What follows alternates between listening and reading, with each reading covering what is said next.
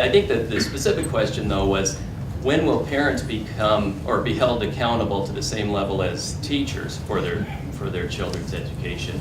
And the short answer to that is when they when they have as much control over their children's education as the public school system does. How many of you as parents have tried to be involved, have gone to the school with a question, a concern, and tried to address it to the principal, the vice principal, the teacher, and to be told, that's out of my hands, there's nothing that I can do about that? How does that make you feel as a parent? Does that feel like does it make you feel like you have any power over the situation?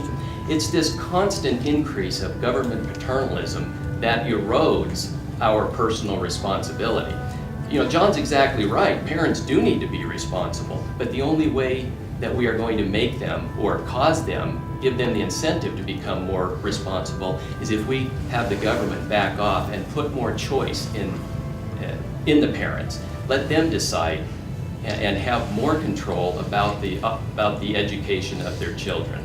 We don't have that, and I've talked with many parents who are just frustrated that perhaps they have a child that is advanced in their education because they've advanced mentally much faster than the other children in their class, and they want to get their children beyond the curriculum that's being taught in that classroom because it's retarding the child's progress. But they can't do anything about it because we have a one-size-fits-all curriculum that is kind of geared towards the lower half of the students, and it doesn't allow for those excellent students to really reach their potential. So there needs to be more parental control. This needs to be turned back to the parents to a large degree, and the state needs to stop playing the parent if we want parents to become involved in education.